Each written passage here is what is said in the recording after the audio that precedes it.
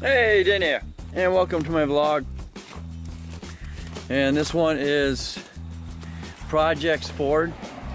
Today I got to work on my daughter's 2002 Ford Windstar. She's got a wheel bearing that's making a lot of noise, and she's got a tie rod end that's kind of loose. So stay tuned.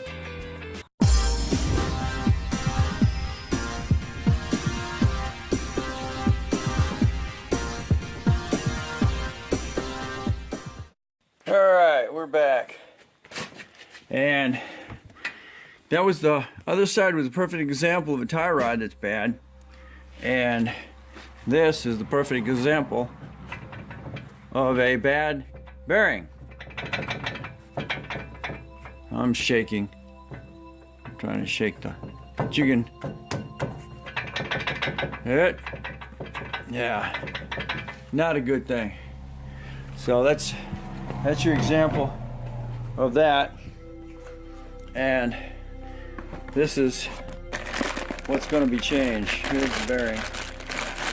This is the whole hub and bearing assembly. So that's what's going to get changed. 3 bolts. And we're going to see how simple I can replace that without having to I'm going to have to remove the tie rod, I know that already, and probably the lower ball joint. So I got to get the drive shaft out of it, and that's the part that's we got to deal with. Alright, this is where we're at. Just to catch up, you know, I pulled the nut off of there. That was encapsulated. And that is a 30 millimeter, and then it's got you got an inner washer that goes on top of that. 30 millimeter, and then these are 15s. Yeah, 15. 17.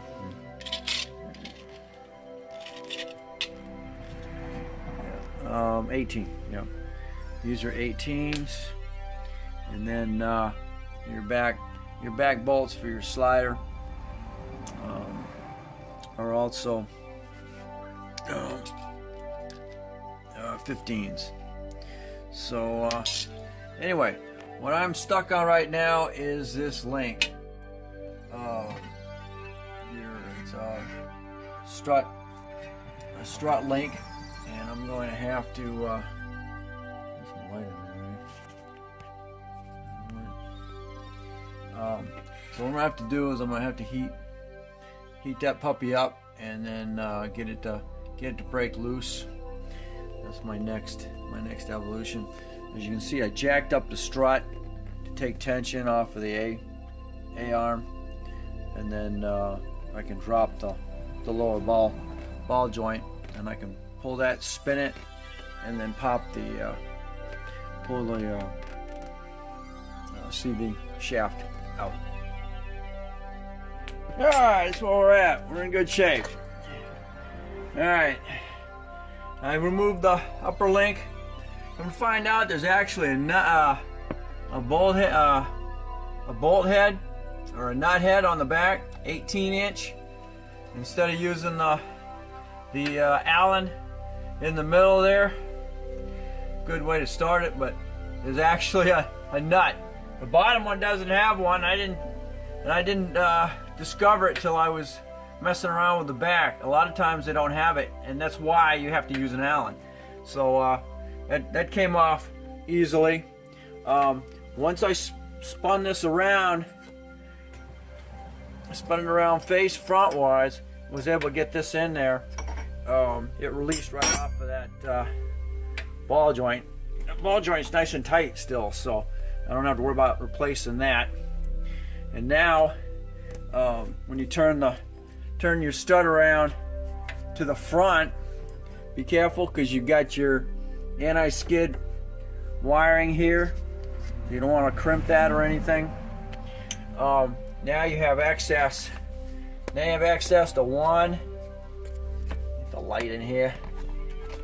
1, 2, and then number 3 nut. And those, once you bust those loose, as you can see how brown the inside of that bearing is. So once you bust those loose, that puppy will pop right out, and you can slide the new one in, and then put everything back in the reverse order. All right, the next chapter of this. My next step was to remove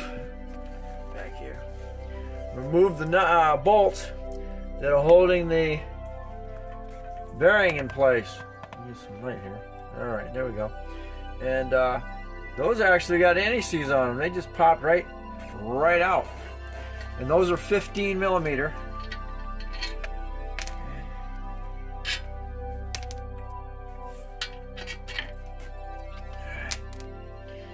Now, I'm hoping the puppy's just gonna pop right out. Sections there, looks like it. Alright.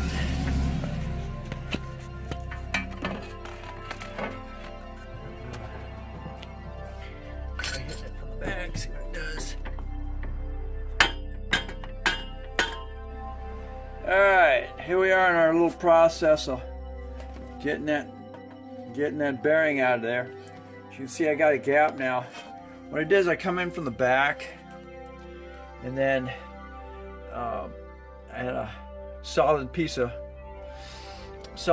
here, and then I just put it in there on top of that. I whacked it a couple of good times with them all, and now it's at this point. So now I just take a chisel and I go around it, and it should pop out. Then what I'll do is I'll take some sandpaper, go around the inside of it, and make sure there's no gouges or anything inside, and then slide the new one in there just a little bit. And then what you can do is you just hook up your bolts to it, and then just slowly tighten them up, and that'll pull the bearing and the hub assembly right back in. All right, like I said, once you pop it from the back, you get a little bit of leverage to use a nice chisel on it. Just work yourself way around it, and then it'll drop right back. It'll drop right out. Like I said, get some sandpaper, clean this up, and yeah, it doesn't help. It doesn't hurt to use this little product right here. This stuff is a miracle. Always have some of this on hand. Always. Okay, now what I use is like a 1200. I need a new one. 1200 RPM cleaning wheel, and then clean that puppy right up, almost to shiny. And then put a little bit of that break free on there. And then you take the new one, line it right up with those bolt holes. Just about slide right in there. Get it even as possible. So line right up there, and then take. I did that. Take the bolt, put it in the back, and line it right up. Line it up with the bolt.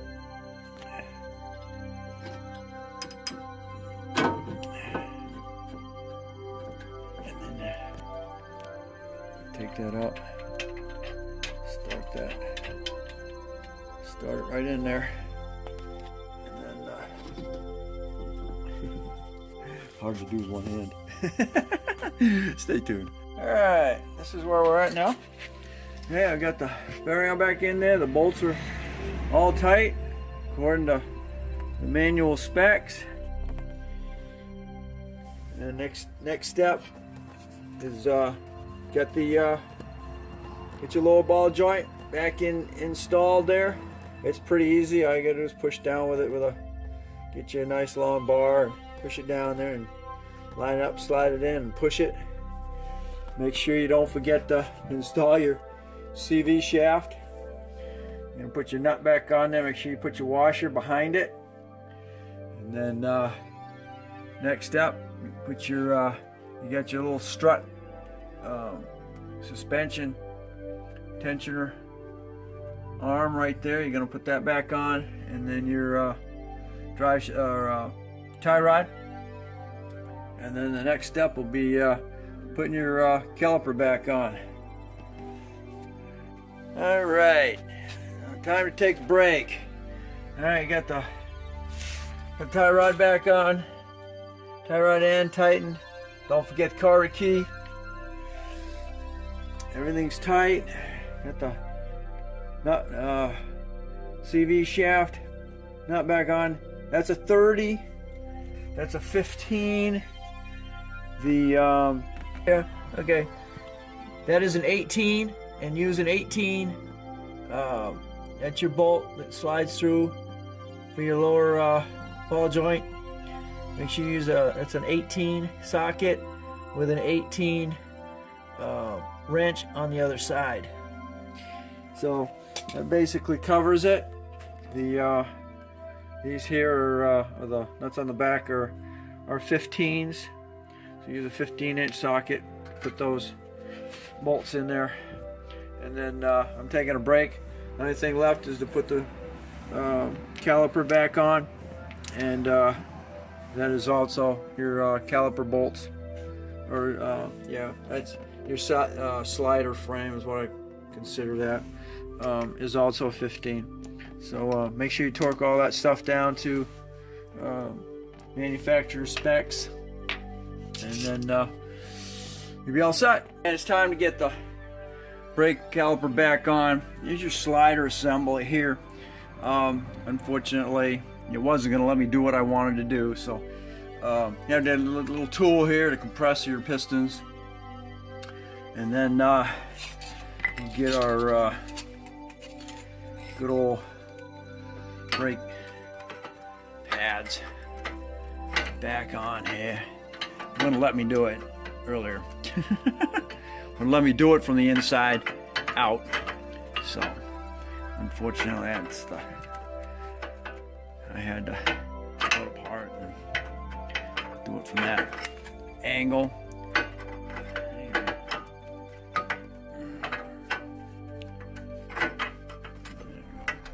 All right, there's that side. You gotta put these little things on the back here. Shoes. I've already compressed that a little bit. Put these protectors on. You got these two little holes there. Make sure they're in there. It's a brand spanking new.